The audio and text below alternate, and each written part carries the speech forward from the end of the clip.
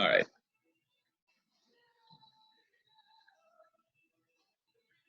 I'll go ahead and record this, so in case you come in late, or if you want to go over it again, it'll be on my YouTube page this afternoon. All right, so first question, before we see the video, what are some major causes of pollution throughout the world? Unmute your mics and answer. Yeah, it'll be between like 10 and 2. So, okay. Anyone? You too.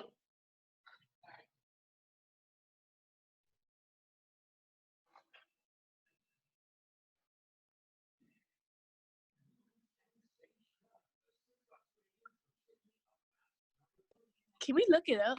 Cause I was like, Yeah, I mean, you can look it up. Sure. I mean, it's just a couple of warm-up questions before we watch the video, so you know some background information.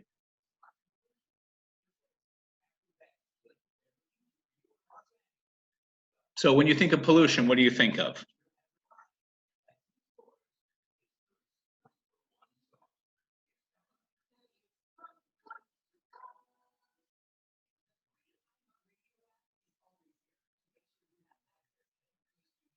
Mr. L, I don't know if I'm right, but like the climate, food, and land.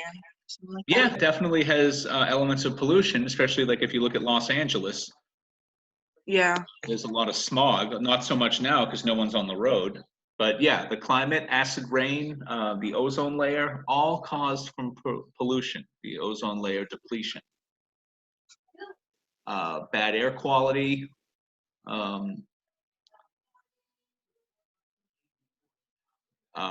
littering is pollution, toxic water. So the next question is, whose job is it to keep an eye on pollution?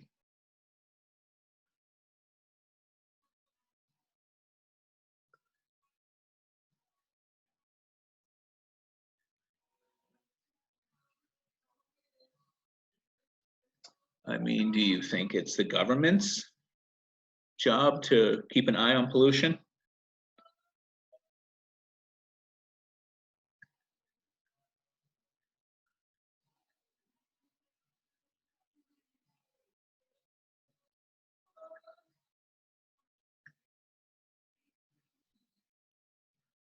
Anyone who think the government should keep an eye on pollution? Yes? No? The government. Yes. Beside the government, who else do you think should watch out for pollution and the environment? The citizens. Yes, the Us. citizens. Excellent answer. Yes, it's our job as well. Which follows into the third question, what can you do to help limit pollution where you live? Not Stop litter. littering. Yeah, I mean, it's basically all you can do is, not litter. And obviously, don't get motor oil and pour it into a lake. It's a terrible idea. All right, good job. So that gets you ready for what we're going to watch today. There's some vocabulary you'll need to know to make the video make more sense. Someone wants to go ahead and read what greenhouse gases were. I'd appreciate it. You need to write that down. What's up? We gotta write that down. No, you just have to read it. It's just so you'll know when that comes up in the video, I'll be like, oh, I know what that means. I'll read one of them, but wait, I gotta All get right. my glasses. Okay.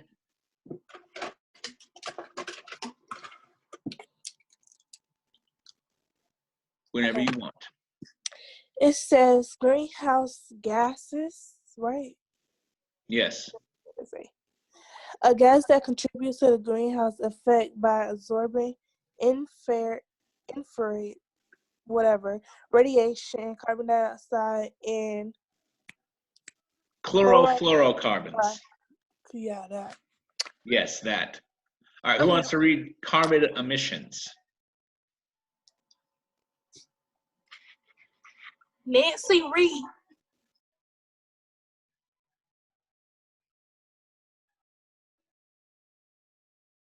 Okay, I'll do it. The release of greenhouse gases into the atmosphere through the combustion of fossil fuels, that's like your oil, including carbon dioxide, from human activities such as electricity production, driving, and heating. All right, global supply chain. Somebody. The trade network created among different worldwide companies that produce, handle, and distribute goods or products. And finally, non-governmental organization, or NGO. Referred to as an NGO, an organization that is not a part of the government or a for-profit company, typically started by ordinary individuals and may be funded by the government's foundations or businesses. Yes, so that's like your giant charities, like the ASPCA is a NGO. All right, so we're going to watch this video.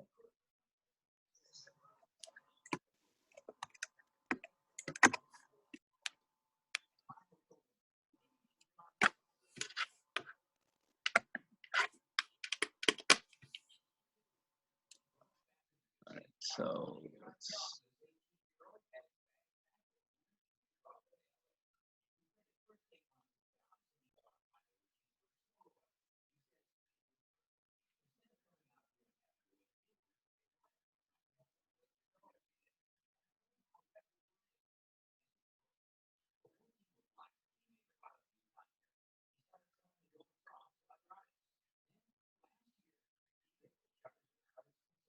Loading.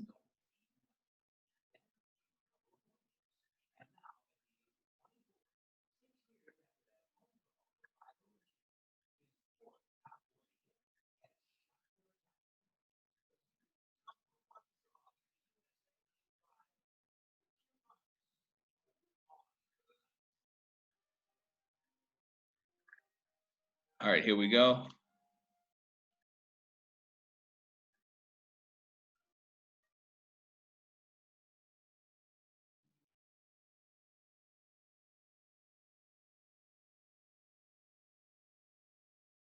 As thick smog settled on China's capital today, Beijing issued its first ever red alert.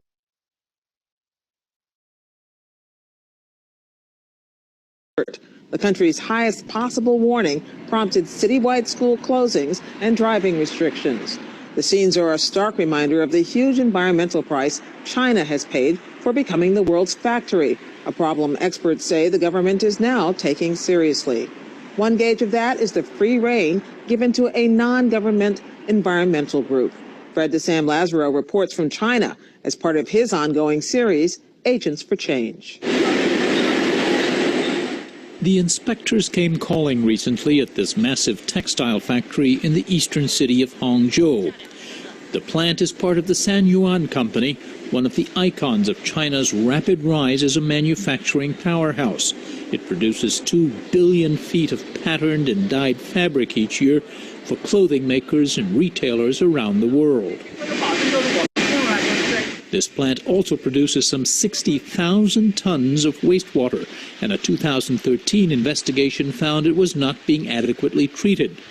Manager Wang Wei says millions of dollars were invested to upgrade the system.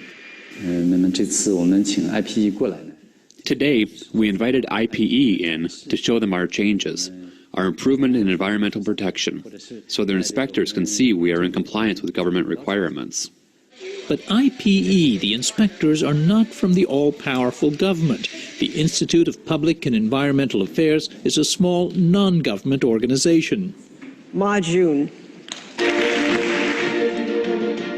IPE founder Ma Jun has won international awards for his environmental activism with no apparent objection from the government.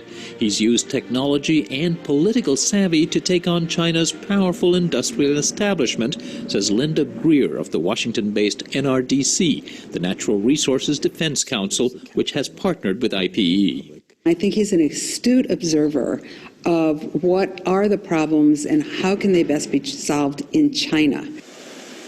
Ma was an investigative journalist in the 1990s when he began documenting the toll of China's industrialization, environmental and human. Like, in those cancer village, group of old ladies kneeling down in front of me, holding a bottle of polluted water and hoping that they get help. This is the voice that got drowned in this complex, globalized supply chain system. He says hundreds of millions of Chinese have been exposed to health hazards. In our interview, which occurred right after he injured his lip in a bicycling accident, Ma said things are approaching a tipping point. If we don't handle that right, this will not just threaten our social stability, but it could hinder the very economic growth itself. It's not hard to get a sense of public concern, even anger. The air is not good, and it's getting worse and worse. At the sidewalk barber shop outside the industrial city of Tianjin, people shared their feelings, though not their names. You do feel the pollution when you breathe. It's a lot more polluted than before. The water is also polluted, and our food. The officials are corrupt. People with money can buy favor. Corrupt officials are everywhere. Ma says there's growing political will in Beijing to tackle the crisis. Standards have been tightened and factories are now required to report their emission levels in real time. IPE then makes this information user-friendly to the public, online and now on mobile. This is a large power plant just outside the industrial city of Tianjin, and it's one of thousands of industrial sites across the country that are monitored.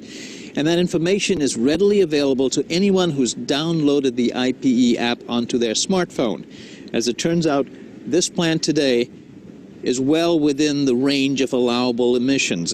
As you can see, there are dozens of plants being monitored. Some of them are in the red zone, and the one that we're standing in front of comes in at 33. But environmental concerns often take a backseat to economic growth. Local officials who are supposed to enforce emission levels are instead rewarded for creating jobs. There's sort of a nobody will ever know mentality down there at the provincial and local level. So IPE has taken matters to the global level, to customers far likelier to be sensitive about their public image. When IPE learned the Hangzhou factory was out of compliance, for example, it contacted its biggest customers, including Nike, Walmart, Gap, and H&M. They made very clear commitment to sustainable manufacturing and sourcing, and we just want to hold them accountable for that. IPE convinced our brand customers not to place any order from any supplier who did not meet their environmental requirements. IPE is trusted by the public, and we can trust their data. Because of its size, Wang says his company was able to afford the $30+ million upgrade. But he says that may not be true for all suppliers, who are often pressured by their brand customers to lower costs. Ma Jun says the solution is to make information accessible to all parties. Many stakeholders would like to join the efforts, including even the polluters themselves.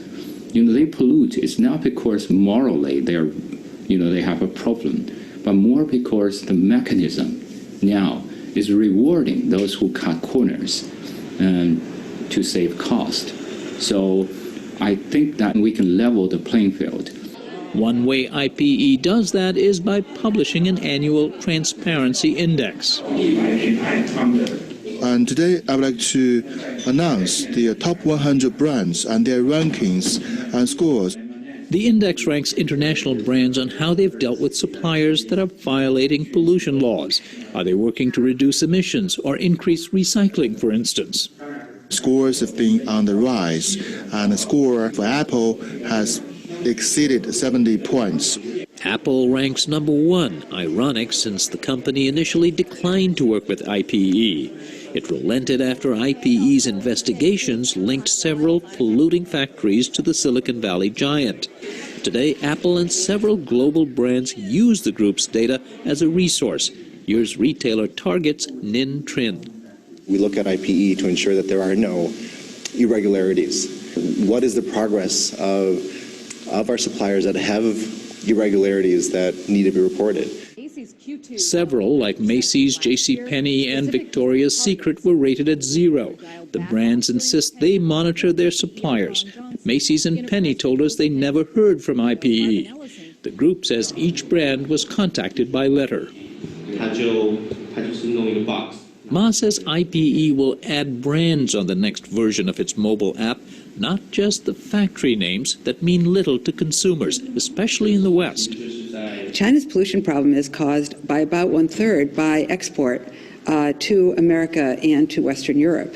So this pollution is our pollution. And I think we have an ethical obligation to help reduce it. And even as China begins cleaning up, Xi and Ma Jun fear the global supply chain will migrate to less expensive countries, eager as China was a generation ago to attract new factories, but lacking the systems to safeguard the environment. For the PBS NewsHour, this is Fred DeSan Lazaro in Tianjin, China. Fred's report was funded in part by the Pulitzer Center on Crisis Reporting. A version of the story also appeared on the PBS program Religion and Ethics News Weekly. All right, so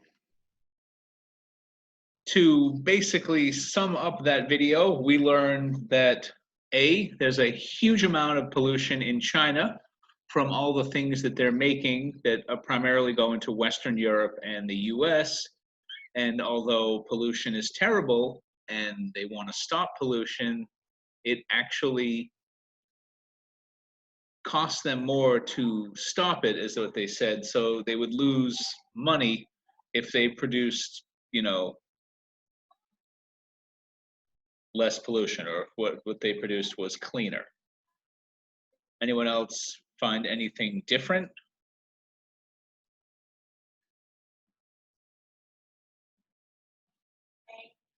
All right, so let's go ahead and answer some questions based upon that. And if you don't want to answer verbally, you can write in chat and I will answer the question, or I will address your answer as it would be.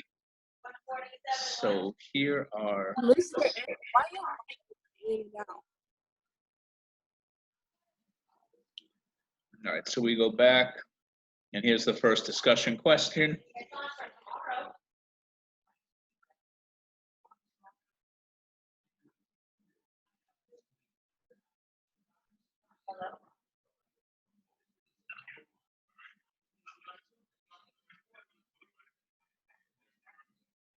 Oh, okay, yeah, because that's why you're not seeing it today. It's not tomorrow.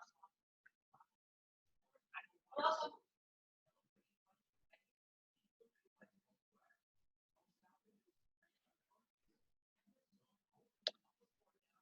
Just waiting on everything to respond.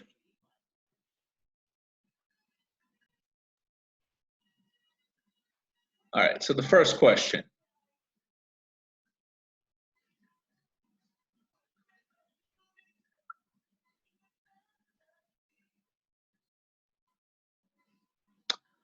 How do NGOs like the Institute of Public Environmental Affairs, the IPE, help keep companies accountable to China's environmental laws?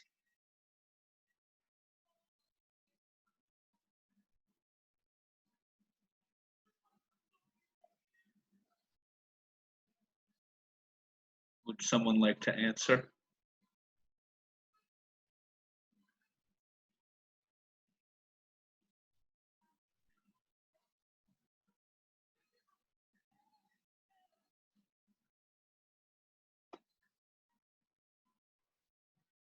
You can type an answer if you like.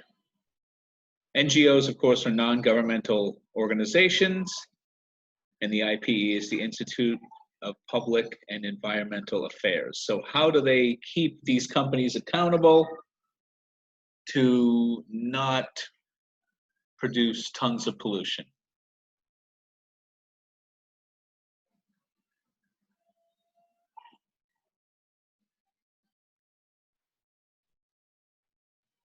What's NGOs again? I'm sorry, what's the question? What's NGOs again? NGO is a non-government organization. So it would be like They're called watchdog groups, but basically it would be like people who put the government in check. So in this one, there's the International Public Environmental Affairs. Another NGO would be like PETA, the ASPCA, Amnesty International, Greenpeace. There's a whole bunch. They basically are nonprofits that, make sure that, the government does what it's supposed to do. In this particular one, there's a huge problem with pollution in China because they pretty much make everything. So if you watch the video, do you remember how they kept companies accountable? And it was a long video. If you didn't, just be honest. I know the answer, and I know, news isn't exactly anyone's favorite thing to watch. So an answer would be, or the answer would be, they produced a list of who is the company with the most pollution, and then they made it public so you could see. And the number one company was Apple.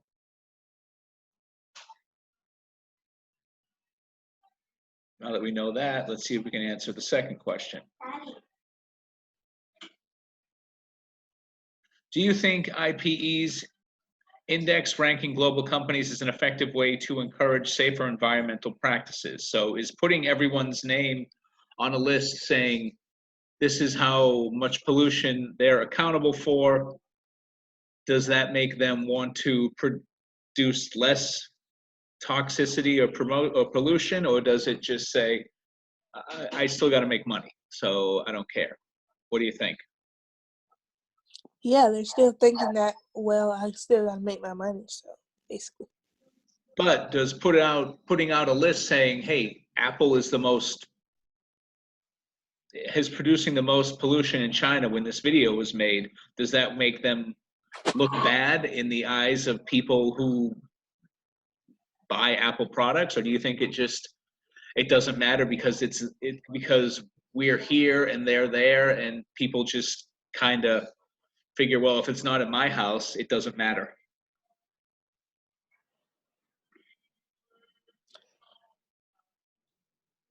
I think that's how I would be, but I don't know. Okay. It's a fair point. All right, next question. All right, this kind of ties into the last question. Are US-owned companies just as responsible for the world's pollution problems if they use suppliers that break emission laws?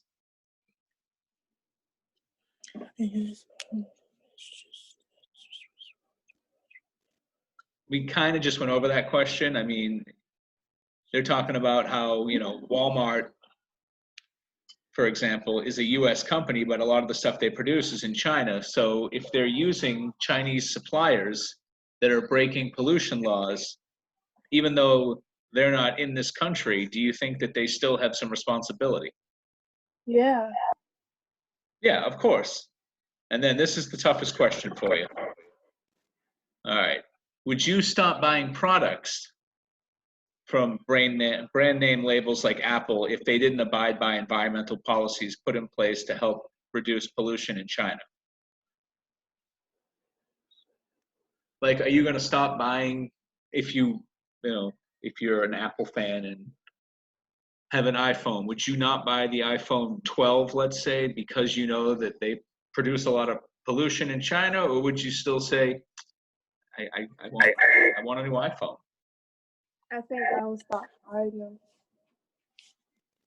You would stop or you wouldn't? And it's would. Okay, you would. All right. So let me just stop recording this, and